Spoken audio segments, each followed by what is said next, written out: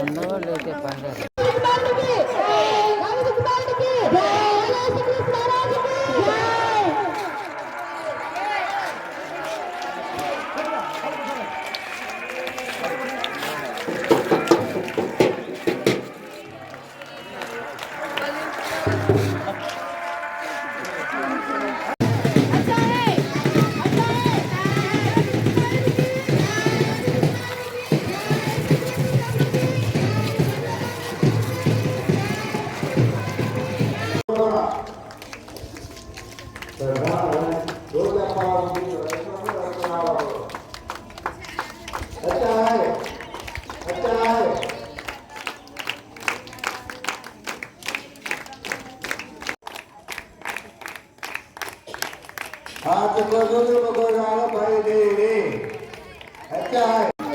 अच्छा है अच्छा है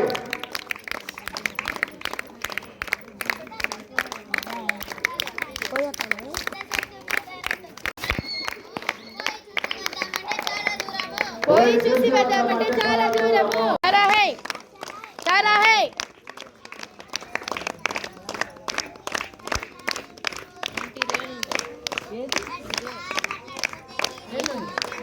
గట్టిగా మాట్లాడకపోతే గిరిలో రాదా నీకు వచ్చే అట్లా కన్నా అప్పుడు ఇదంతా వెళ్ళి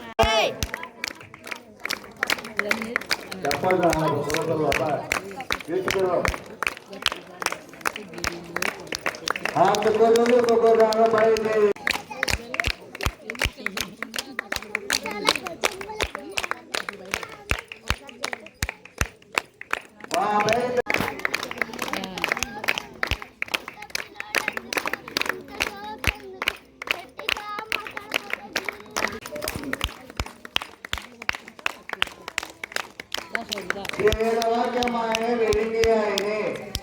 अच्छा है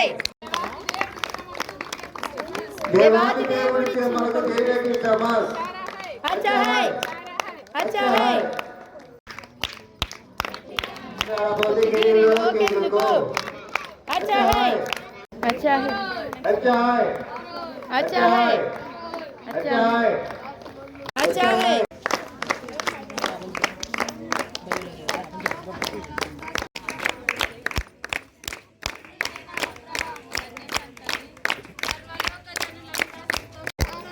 अच्छा है अच्छा है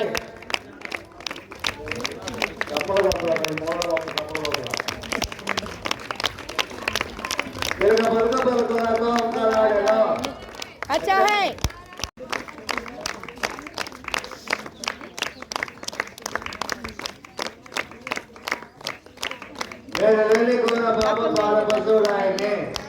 अच्छा है अच्छा है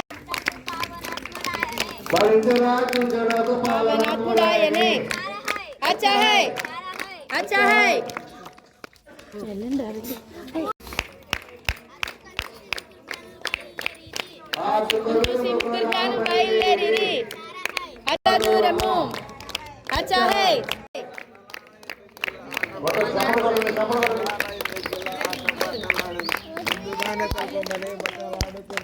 ముందుగానే తెలుగుమని బ్రతిమలాడుకుంటుని अच्छा है अच्छा है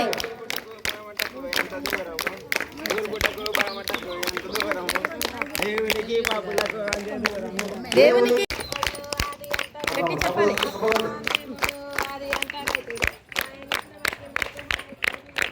ఆయన ఇచ్చిన వాక్యం మరియు హాయి కలిగి ఉండు अच्छा है రావాల్సిన చెప్పాలి రా పెద్దలు పొన్నులు బాగా తింటారు కళ్ళ మీద పొన్నులు బాగా తింటారు అమ్మ నాన్న ఏమన్నా अच्छा है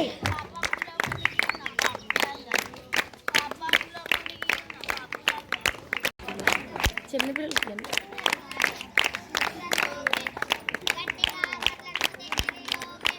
గట్టిగా మాట్లాడకపోతే గిరిలో కిందుకి अच्छा है अच्छा है अच्छा है చిన్నవాడు కాదు చిన్న చిన్న కాలువ అందులో ఐదు రాళ్ళు వేలను వాటిలో ఒకటి ఉషాల పెట్టెలో విందురు ప్రయాసపాడు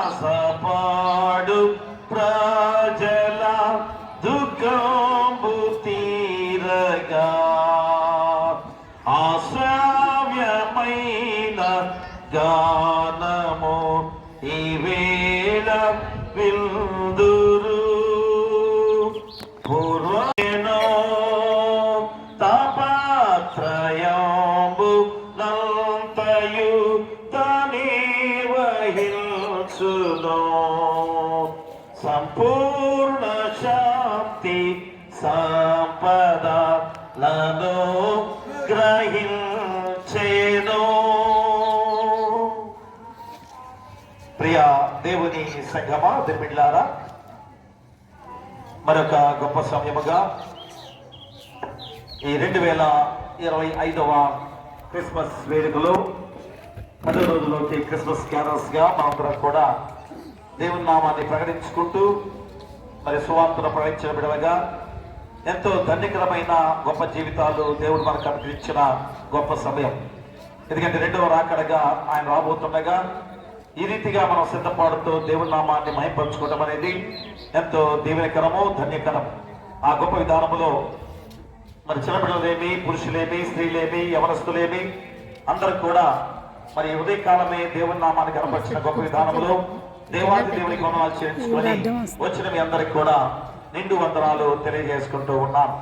ఈరోజు మనకిచ్చిన లేఖన భాగముగా పరిశుద్ధులైన యోహాను రాసిన సువార్త 1వ అధ్యాయము 1-2 వచనాలు. పరిశుద్ధులైన యోహాను రాసిన సువార్త 1వ అధ్యాయము 1. మరి యోహాను సువార్త ద్వారా యోహాను భక్తుడు ఆది యందు వాక్యముండెను. మరి ఆనాడు యెహోవా దేవుని ద్వారా ప్రవక్తల నోట పలికించిన గొప్ప వాక్కులు, మరి ఆ వాక్యము దేవుని యొద్ద ఉండెను. మరి ఆ యొక్క వాక్యము దేవుడై ఉండెను. చూడండి, అక్కడ దేవాది దేవుడే మరి మొట్టమొదటి, ఎందుకంటే ఆయన శక్తి రూపాన్ని మనం చూడలేము, ఆయన్ని చూసే శక్తి మనకు లేదు కనుక వాక్యం ద్వారా మనకు తెలియజేసే సందర్భము పూర్వకాలంలో, పురాతన కాలంలో మనందరం కూడా యెహోవా దేవుని ద్వారా విన్నవారం. అందుకని ఆది యందు వాక్యం ఉండెను. మరి ఆ వాక్యము దేవుని యొద్ద ఉండెను అనగా దేవుని యొద్ద నుండే వచ్చిన వాక్యం. మరి ఆ వాక్యము దేవుడై ఉండెను కనుక ఆయన ఆది యందు దేవుని యొద్ద ఉండెను, సమస్తమును ఆయన మూలముగా కలిగెను. ప్రియాదులారా, సమస్తమును ఆయన మూలముగా కలిగెను. మరి దేవాది దేవుడే మన జీవితాలను ఎంతో ధన్యకరంగా మార్చిన దేవుడు. సమస్తము కూడా ఆయన ద్వారానే జరిగించే దేవుడు. మరి రోజు మానవులుగా మన ద్వారా జరిగాయని గర్వపడుతూ జీవిస్తున్నామేమో, కానీ ఏ మాత్రం కూడా మన ద్వారా జరిగిన కార్యాలు ఏది కూడా లేదు. ఎందుకంటే దేవుని శక్తి ముందు మనం ఎలాంటి వారు కూడా కాదనేది గుర్తు చేస్తున్న సందర్భం. అందుకని ఈ యొక్క లేఖన భాగము ఎప్పుడు ముందుగా ప్రవచించబడిందనగా, ముందుగా ఎక్కడ ప్రవచించబడగనగా యెషయా గ్రంథం చూడండి ఒకసారి. యెషయా గ్రంథంలో 9వ అధ్యాయము మనం చూసినట్లయితే యెషయా గ్రంథము 9వ అధ్యాయము 6-7 వచనాలు మనం చదువుకుందాం. ఏలయనగా మనకు శిశువు పుట్టెను, మనకు కుమారుడు అనుగ్రహింపబడెను, ఆయన భుజం మీద రాజ్యభారముండును, ఆశ్చర్యకరుడు, ఆలోచనకర్త, బలవంతుడైన దేవుడు, నిత్యుడకు తండ్రి, సమాధానకర్తకు అధిపతి అని అతనికి పేరు పెట్టబడును. ఇది మొదలుకొని మితి లేకుండా దానికి వృద్ధియు క్షేమమును కలిగినట్లు సర్వకాలము దావీదు సింహాసనమును రాజ్యమును నియమించును. న్యాయము వలనను నీతి వలనను రాజ్యమును స్థిరపరచుటకు అతడు సింహాసనాసీనుడై రాజ్య పరిపాలన చేయను. సైన్యములకు అధిపతి యెహోవా ఆసక్తి కలిగి దీనిని నెరవేర్చును. ప్రియ దేవుడా, యోహాను సువార్త ద్వారా పలికిన ఆ మాట సమస్తమును ఆయన మూలముగా కలిగెను. ఇక్కడ యెషయా భక్తుడు ముందుగానే 700 సంవత్సరాల క్రితమే ప్రవచించిన ఈ లేఖన భాగము యోహాను సువార్త ద్వారా నెరవేర్చబడ్డ సందర్భం. ఎవరి ద్వారా? యేసుక్రీస్తు వారి ద్వారా. ఆయన ద్వారా సమస్తం కలిగింది. ఆయన ద్వారా లోకాన్ని రక్షించింది, ఆయన ద్వారా మనందరూ కూడా ఆ నిత్యరాజ్య వారసులుగా ముందుకు నడిపించిన దేవాది దేవుడు యేసుక్రీస్తు వారే. కాబట్టి ఈరోజు ప్రియ దేవులారా, ఈ యెషయా ప్రవచించిన ఈ లేఖన భాగం ద్వారా 700 సంవత్సరాల క్రితముగా ప్రవచించిన లేఖన భాగం ఇది. అలాగనే యెషయా గ్రంథం 9వ అధ్యాయము 1-2 వచనాలు చదువుకున్నట్లయితే, ఆ ఆయనను వేదన పొందిన దేశం మీద మబ్బు నిలువ లేదు. పూర్వకాలమున ఆయన జెబూలూను దేశమును నఫ్తాలి దేశమును అవమానపరిచెను. అంత్యకాలమున ఆయన సముద్ర ప్రాంతమును అనగా యోర్దాను అద్దరిని అన్యజనుల గలిలయ ప్రదేశమును మహిమగల దానిగా చేయుచున్నాడు.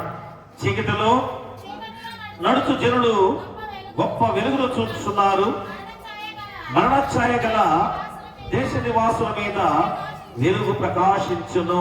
ప్రియ దేవులారా, అంటే ఆయన ఎలాంటి శక్తివంతుడుగా ఉన్నాడో, చీకటిలో నడుచు జనులు గొప్ప వెలుగు చూచు వారుగా ఉండబోతున్నారో, మరణఛాయ గల దేశ నివాసుల మీద ఎలాగ వెలుగు ప్రకాశించే దేవుడిగా ఉన్నాడో గుర్తు చేస్తూ, ఈ యెషయా ప్రవక్త ద్వారా ఎన్ని సందర్భాల్లో దేవుని వాగ్దానాలు చెప్పబడ్డాయో అవన్నీ కూడా నెరవేర్చబడిన సందర్భాలు కొత్త నిబంధనలో మనం చూస్తూ ఉన్నాం. కాబట్టి దేవుడు ప్రవచించిన లేఖన భాగము ఎలాగా నెరవేర్చబడిందో యేసుక్రీస్తు వారి ద్వారా గ్రహించాలి. అందుకని ఆయనకి 5 పేర్లు పెట్టబడ్డాయి కదా. ఏమిటి 5 పేర్లు? ఆశ్చర్యకరుడు, రెండోది ఆలోచనకర్త, మూడవది బలవంతుడగు దేవుడు, నాలుగోది నిత్యుడగు తండ్రి, ఐదోది సమాధాన కర్త. చూసారా అమ్మ, 5 పేర్లు యేసుక్రీస్తు వారి పట్టబడిన గొప్ప విధానంలో. ఉదాహరణకు ఒక ఆలోచనకర్తని చూస్తే ఆయన పుట్టుక ఆలోచన ఎంత ఆశ్చర్యకరం. మొట్టమొదటి ఆశ్చర్యకరం అనేది చూస్తే ఆయన పుట్టుక ఎంత ఆశ్చర్యం, ఆయన చేసిన పరిచర్య ఎంత ఆశ్చర్యకరం. అలాంటి బోధన ఎవరైనా చేశారా? ఎవరు కూడా చేయలేరు. ఆయన మరణము ఆశ్చర్యకరమే, మరి ఆయన తిరిగి పునరుద్ధారణగా లేవడం కూడా ఆశ్చర్యకరమే. ఇంకనూ ఆరోహణగా ఆయన దేవాది దేవుడిగా ఆశ్చర్యకరమే కదా. ఇవన్నీ కూడా ఆశ్చర్యకరుడైన దేవాది దేవుడిగా యేసుక్రీస్తు వారు మన మధ్య జన్మించి మరి ఎంత గొప్ప స్థితిలో మనం వచ్చాడో మనందరూ కూడా గ్రహించుకొని, ఇక రెండవ రాకడగా వస్తున్నాడు అనే మాట మన హృదయాల్లో భయం పుట్టిస్తుందా? ఎందుకు భయం పుట్టించాలి? భయపడకూడదు కదా. సంతోషంగా ఆనందకరంగా ఈ విధంగా దేవుడి మాటలు దేవుడి పాటలు పాడుకుంటూ గంతులు వేయాలి. కానీ ఎందుకు భయపడతారనే మాట నేను గుర్తు చేశాననగా, ఇంకనూ మనము ఆ ఆనందకరమైన విధానంలో లేకుండా పోతున్నామనే మాట ఖచ్చితంగా మీరందరూ కూడా అనుకునే మాటే, నేను చెప్పే మాట కాదు. లోకము పాడైపోయింది. ఎప్పుడు ఆది కాండములో చెప్పాల్సిన మాటలు మళ్ళా ఈరోజు మనందరం కూడా అక్కడక్కడ కూర్చొని చెప్పుకుంటుంటారు కదా, లోకం ఎందుకు చెడిపోయింది. ఈ రోజు కూడా ఆ మాట అనొచ్చా? రాకూడదు. మన నోట ఆ మాట రాకుండా, అయ్యో మనందరం పరిశుద్ధంగా పవిత్రంగా ఇదిగో ఆ సహవాసంతో ఈ విధంగా దేవుని నామాన్ని స్తుతిస్తూ ఉండాల్సిన రోజులు ఈ రోజు. అందుకని క్యారల్స్ అనేది చాలా ప్రాముఖ్యమైన విధానంలో మనము దేవుణ్ణి మహిమపరుచుకునే వారిగా ఉండాల్సిన బాధ్యత మనకుంది. కానీ వేరే వేరే ఆలోచనలతో క్యారల్స్కి వచ్చే విధంగా మనం ఉండకూడదు. మన దేవుని నామాన్ని గణపరుచుకుంటూ మన యొక్క జీవితం ఉల్లాసంగా ఉత్సాహంగా దేవునిలో ఉండే బిడ్డలుగా మేము ఉన్నామని తీర్మానం చేసుకొని, రెండవ రాకడగా వస్తున్నాడు. ఎప్పుడు వస్తున్నాడో తెలియదు, ఇప్పుడే రావచ్చేమో. ఇప్పుడు వస్తున్నాడు కనుక నేను ప్రార్థనలో కూర్చున్నాను కనుక ఆయనతో వెళ్తానని అనుకుంటున్నావా? కాదు, నీ హృదయ శుద్ధి కావాలి. మా బుద్ధి గల కణికల వలె నీ హృదయంలో పరిశుద్ధాత్మ నింపుకోవాలి. అప్పుడే ఆయనతో వెళుతుంటాం. కాబట్టి మనందరం కూడా ఈరోజు ఈ యొక్క క్రిస్మస్ 2025వ సంవత్సరపు వేడుకలలో మనందరం కూడా ఈ యొక్క మాటలు గ్రహించుకొని రెండవ రాకడకి సిద్ధపాటుగా ఉండాల్సింది కోరుతూ, మీకును మీ కుటుంబాలకును సదాకాలము దేవుడితో నైండును గాక. ఆమేన్. మళ్ళా తిరిగి మీ వాక్యాన్ని మేము గ్రహించిన వారిగా ఉన్నాం. ఈరోజు ఆయా ఇచ్చిన అంశం ఏదనగా దేవుడే దిగి వచ్చుట అనే అంశాన్ని గుర్తు చేస్తూ, ఆయా సమస్తమును ఆయన మూలముగా కలిగినని యోహాను సువార్త ద్వారా సెలవించిన ఆ గొప్ప మాటలు, ఇదిగో ఆయనే దేవాతి దేవుడుగా యెహోవా దేవుడే దిగి వచ్చిన గొప్ప విధానాన్ని ఈరోజు యోహాను భక్తుల ద్వారా సెలవించిన మాటలు యేసుక్రీస్తు వారి గురించి. మరి ఆ మాటలు ముందుగా ఎక్కడ తెలియచేయబడ్డాయి? 700 సంవత్సరాల క్రితం ముందే యెషయా ప్రవక్త ద్వారా ప్రవచించిన మాటలు ఇదిగో తండ్రి నాయన మరి 9వ అధ్యాయంలో యెషయా గ్రంథము 6వ వచనంలో 7వ వచనంలో సెలవిచ్చిన గొప్ప మాటలే నెరవేర్చబడ్డాయి. అలాగే 9వ అధ్యాయం యెషయా గ్రంథంలో 1-2 వచనాలు సెలవిచ్చిన మాటలే మత్తయి సువార్త 4వ అధ్యాయంలో నెరవేర్చబడ్డ సందర్భాలు. ఎందుకనగా చీకటిలో అంధకారంలో జీవించిన మాకు వెలుగుగా అవతరించిన యేసుక్రీస్తు వారు, మరణాధ్యాయంలో జీవించిన మనుషులకి జీవాన్నిచ్చిన యేసుక్రీస్తు వారు మరి అంతటి గొప్ప శక్తివంతుడిగా ఆయనకి 5 పేర్లు పెట్టబడ్డాయని యెషయా ప్రవక్త ద్వారా సెలవిచ్చిన 5 పేర్లు సమస్తం కూడా ఆయన ద్వారానే జరిగే గొప్ప విధానంలో మేము జీవిస్తున్నామనేది అందరూ తెలుసుకొని ఆ జీవిత విధానమే ముందుకు కొనసాగి నిత్యరాజ్య వారసుగా ఉండబోతున్న గొప్ప క్షణాన్ని ఈరోజు మేమందరూ కూడా గుర్తు చేసుకొని ఆ వాక్యానుసారంగా జీవించే బాధ్యత ప్రతి బిడ్డకు దయచేయండి. ఆ యొక్క వాక్యాన్ని ఫలింపు చేసి ఆ వాక్యాన్ని వెలుగుగా చేసుకున్న వెలుగుల గృహాల్లో ఆపాదించుకునే బాధ్యత బిడ్డకు దయచేయండి. వచ్చిన వారు బట్టి రాని వారు బట్టి వృద్ధాప్యులు ఉన్నవారు, దైవేశ్వరు ఉన్నవారు, ఎవరి ప్రదేశం ఉన్నవారు, చిన్నబిడ్డలు, కుష్ఠరోగులు, అనాథలు, అభాగ్యులు, గర్భిణీ శిశువుల కోసం దయచేయండి. బాలింతరాలు తల్లి బిడ్డలు క్షేమంగా ఉంచండి. పిల్లలు లేని వారి బిడ్డలు దయచేయండి. వివాహాలు కాని వారికి వివాహాలు చేయండి. గృహాలు లేని వారికి గృహాలు ఇవ్వండి. ఆర్థికంగా ఇబ్బంది పడుతున్న వారికి ఆర్థికంగా సహాయం చేయండి. విధవాంధ్ర పక్కన వ్యాఖ్యలు చేస్తూ మీ కృప బాహుళ్యాన్ని వారిపై కుమ్మరించండి. ఇంకో తండ్రి అనారోగ్యంతో బాధపడుతూ సంఘంలో గాని గ్రామంలో గాని హాస్పిటల్ గాని ఎవరైతే ఉన్నారో యేసు నామములో గద్దించి మీ హస్తాలతో తాకి ముట్టి స్వస్థపరచండి. అలాగే కష్టమైన పనులు చేసుకునేవారు, అలాగే ఉద్యోగాలు చేసుకుంటూ దూర ప్రాంతాల్లో, ఇతర దేశాల్లో, ఇతర రాష్ట్రాల్లో ఉన్న ప్రతి వారి విషయంలో కూడా ప్రార్థన చేస్తున్నాం. వారిని దీవించి ఆశ్రయించి బలపరిచి లాభదాయకంగా క్షేమకరంగా ప్రమోషన్తో నచ్చే బాధ్యత దయచేయండి. అలాగే తండ్రి వ్యవసాయదారులు ఐదుగురు తండ్రి ఎంతో కష్టార్జితమైన దానంలో వ్యవసాయాలు పండిస్తుండగా అతివృష్టి అనావృష్టి వల్ల ఈ తుఫాన్ల వల్ల ఎలాగా నష్టపోతున్న బిడ్డలుగా ఉన్నారు. ఆయా ధైర్యాన్ని కోల్పోతున్న వారికి ఉన్నారు. మీరే మీ హస్తాలతో వారిని తాకండి, ధైర్యపరచండి, ఆదరించండి. తిరిగి మళ్ళా పంట కోలుకునే విధంగా మీ పరిశుద్ధాత్మ శక్తులు వారిపై కుమ్మరించండి. ప్రతి వ్యవసాయదారుని ధైర్యపరిచి ముందుకు నడిపించే బాధ్యత దయచేయండి. పొగాకు నార్మల్ చేసిన బిడ్డలను కూడా దీవించి బలపరచమని వేడుకుని ప్రార్థన చేస్తున్నాం. లాభదాయకంగా నడిపించమని వేడుకుని ప్రార్థన చేస్తున్నాం. అలాగే ఆయన మరి వ్యవసాయదారులుగా వ్యాపారస్తులందరికీ కూడా చిన్న వ్యాపారస్తులైన పెద్ద వ్యాపారస్తులైనా లాభదాయకంగా నడిచే బాధ్యత దయచేయండి. ఈ ఉదయ కాలంలో ఎవరైతే ఏ పనుల మీద ప్రయాణమై వెళుతున్నారో రాకపోకల మీద తోడుగా ఉండి క్షేమకరంగా లాభదాయకంగా నడిపించే బాధ్యత దయచేయండి. అలాగే తండ్రి ఆయన దేశ నాయకులు, రాష్ట్ర నాయకులు, జిల్లా నాయకులు, ఉద్యోగస్తులుగా ప్రజల క్షేమాన్ని కోరుతూ ప్రే చేసే ప్రతి వారిని బట్టి కూడా ప్రార్థన చేస్తున్నాం. వారు ప్రజల క్షేమాన్ని కోరుతూ చేసే ఆ సేవ తిరిగి వారు ప్రతిఫలం పొందుకునే గొప్ప విధానం అటు గొప్ప వారికి దయచేసి ఏ శోధన రానికుండా మా దేశాన్ని, రాష్ట్రాన్ని, గ్రామాలని శాంతి సమాధానంతో పరిపాలించే బాధ్యత ప్రతి బిడ్డకు దయచేయండి. ఆయన దిల్గేట్ గారిని, సంఘ పెద్దలను, కుల పెద్దలను, సలవాదిని, పిసిసి వారిని దీవించి సంఘానికును ఐక్యపరుచుకొని సమాధానముతో ఐక్యులు గొప్ప స్థితిలో మా సంఘం ఉండే విధంగా తీర్చిదిద్దే బాధ్యత వారికి దయచేయమని వేడుకలు ప్రార్థన చేస్తూ ఈ యొక్క 10వ రోజు క్రిస్మస్ క్యారల్స్ గా నడిచిన ప్రతి బిడ్డ, చిన్న బిడ్డలు, యవనస్తులు, పురుషులు, స్త్రీలు, పెద్దవారందరూ కూడా ఎంతో దీవెనకరంగా నడిచి ఉండగా వారందరినీ దీవించి బలపరచమని మా సంఘంలో ఎలాంటి శోధన రానియకుండా ఐకమత్యంతో ముందుకు నడిపించే బాధ్యతగా ఇంకో చిన్న బిడ్డలు, యవనస్తులు, చదువుకునే బిడ్డలు వారు వాహనాల మీద వెళుతున్నారు, క్షేమకరంగా నడిపించండి. అలాగే హాస్టల్లో ఉన్న ప్రతి బిడ్డను దీవించండి. హాస్టల్ చుట్టూ కూడా మీ దేవదూతల కంచెగా ఉంచమని, మా సంఘ చుట్టూ, గ్రామం చుట్టూ కూడా మీ దేవదూతల కంచెగా ఉంచమని, తెచ్చిన ప్రహారాన్ని కూడా దీవించి బలపరచమని నీ కుమారుడు మా ప్రభువైన యేసుక్రీస్తు ద్వారా వేడుకొచ్చున్నాము తండ్రి. ఆమేన్. పరలోకమందున మా తండ్రి, గట్టిగా చెప్పండి.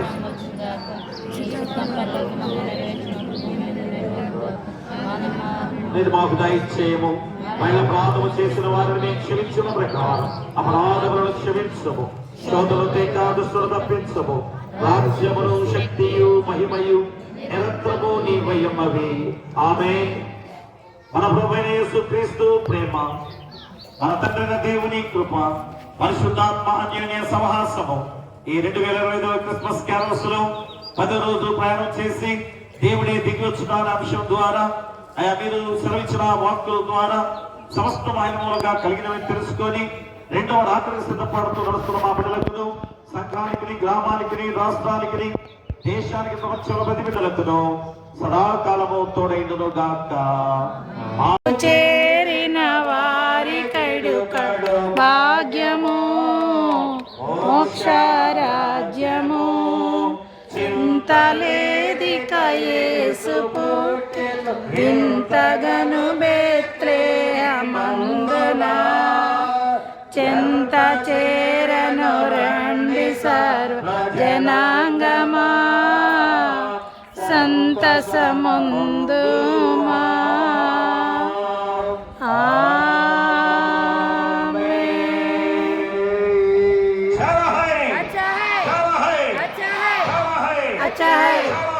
अच्छा है गाब्रिएल दूतले मनुजावतारुडे ओ परम तंड्री ओ परम तंड्री अच्छा है నీ యెహోవా